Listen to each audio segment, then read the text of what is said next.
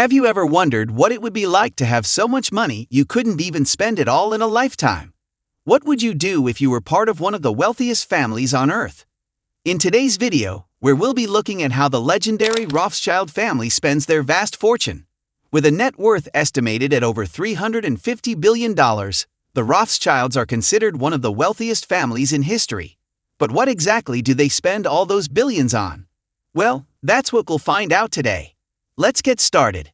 The Rothschild Dynasty. The Rothschild Dynasty was founded over 200 years ago, when Mayor Amschel Rothschild started a banking business in Frankfurt, Germany. Over successive generations, the family spread out to established banks and businesses all across Europe, amassing a staggering amount of wealth in the process. Today, there are thought to be over 1,000 members of the Rothschild family scattered across the globe. While they keep a low public profile, their influence and wealth is still mind-boggling. They'd funded everything from wars to mining companies to works of art. Lavish real estate. So when you have almost limitless resources at your disposal, what do you spend it on? Let's take a look at some of the Rothschilds' most extravagant purchases and investments to get an idea of how billionaires live. One of the first things that springs to mind when imagining how billionaires spend their cash is real estate. The Rothschilds have an almost unparalleled portfolio of historic castles, mansions, and estates scattered throughout Europe and beyond. Wadon Manor. One particularly lavish example is the 19th century Wadon Manor in Buckinghamshire, England. This ornate neo-Renaissance chateau was built by Baron Ferdinand de Rothschild in the 1870s and 1890s to showcase his collection of art and to entertain guests at weekends and shooting parties. No expense was spared in constructing Wadon Manor. At the time, it cost a whopping £250,000 to build, which is about £25 million or $35 million in today's money. The interiors were designed in an ornate Renaissance style and furnished with priceless works of art and decorative pieces. Outside, expansive gardens and an aviary completed the palatial estate. Wadon Manor remained in the Rothschild family for almost a century before it was bequeathed to the National Trust in 1957. It's now open to the public and receives over 400,000 visitors annually. Petite Trianon. Of course, no billionaire's property portfolio would be complete without some luxury modern mansions too. One of the Rothschilds' most impressive contemporary homes is the 18th century Petite Trianon estate on the grounds of Versailles in France, which they acquired in 2018. This historic property was originally built for King Louis XV's mistress, Madame de Pompadour. In recent years, the main mansion was meticulously renovated and restored to create a modern family residence, while the gardens were redesigned by renowned landscape architect Louis Benech. With its enviable location and link to French royalty, the Petite Trianon is believed to have cost the Rothschilds around $8.5 million, a small change for one of the world's wealthiest families. Palm Beach Estate. Moving across the pond, the American branch of the Rothschild family also has some lavish homes to its name. One of the most famous is the expansive 1934 Rothschild estate in Palm Beach, Florida. Sprawling over 4 acres of absolute beachfront land, this palace-like mansion has 37 bedrooms, 42 bathrooms, a ballroom, a library, a conservatory, and a separate guest house. Grand arched windows provide panoramic ocean views, while outside perfectly manicured gardens slope down to the private beach. Bought by the Rothschilds for $7.2 million in 1933, the property is now valued at over $150 million. It's reported that the mansion requires a full-time staff of 18 to maintain and that family heirs still use it as a winter vacation home today. Chateau Lafite Rothschild. It's not just stately homes that the Rothschilds have acquired over the years. One of their most famous investments was purchasing Bordeaux wine producer Chateau Lafite Rothschild in 1868. This first-growth vineyard produces some of the world's most prestigious and expensive wines that are prized by collectors. Owning Chateau Lafite was transformational for the Rothschild family, cementing their status as winemaking nobility in France. In the 150-plus years since Chateau Lafite, Rothschild wines have become icons of luxury. Bottles can sell for thousands of dollars each at auction.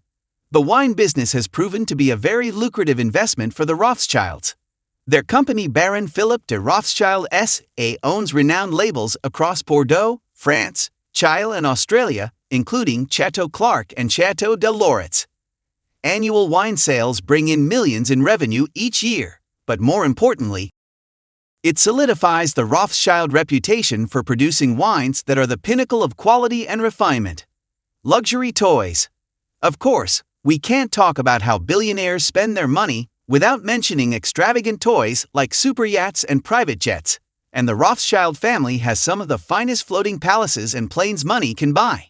In 2015, Benjamin de Rothschild took delivery of a custom-built 216-foot superyacht called Gitana. With sleek racing lines, an open-air jacuzzi, a lavish interior and space for 10 guests plus crew, this ultra-luxury yacht set him back around $43 million. For seamless global travel, the Rothschilds also have access to a private customized Boeing 767-300ER jet dubbed the Global Express. This elite aircraft can carry up to 50 passengers in luxurious comfort at speeds over 660 miles per hour. Not a bad way to travel. Arts patronage. Throughout history, the Rothschilds have been renowned patrons of the arts. Their incredible art collections filling their mansions are one testament to this, but they have also donated generously to arts institutions worldwide. In 1822, Nathan Mayer Rothschild helped found what would become the Natural History Museum in London by donating his extensive natural history specimen collection to the British Museum. In 1890, Ferdinand de Rothschild bequeathed over 1,400 rare books to the British Museum and even funded the famous Wadon bequest collection of medieval artifacts. The Louvre in Paris also benefited from Rothschild philanthropy, with the family funding a complete renovation of the museum in the 1990s. More recently, Jacob Rothschild has donated over $6 million of his personal art collection to museums. In 2013, he gifted $1.9 million of rare textiles to the Israel Museum's new art campus. Valuable old master drawings were also given to the Fitzwilliam Museum in Cambridge.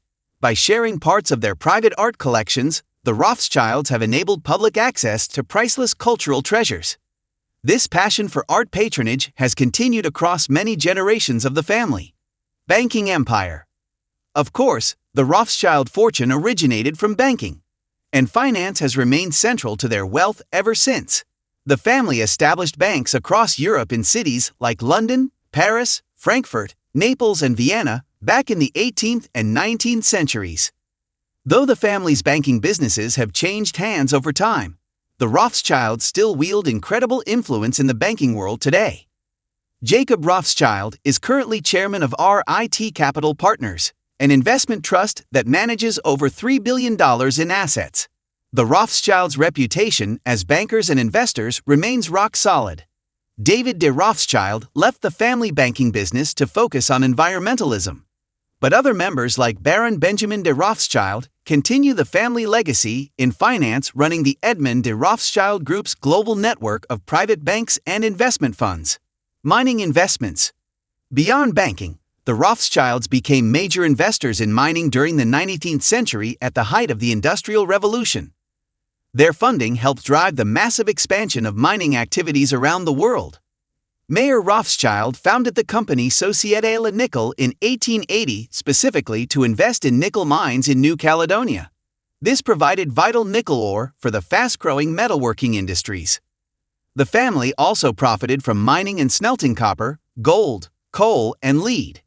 By the late 1800s, the Rothschilds controlled the Rio Tinto mining conglomerate, with mines across Spain and Australia producing commodities like iron ore, copper, and coal.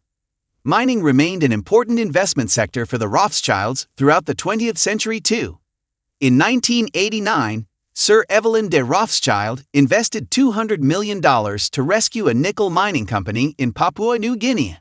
The family also established JNR Resources in 2007 to invest in mining companies focused on base metals like copper, zinc, lead, and nickel across the globe.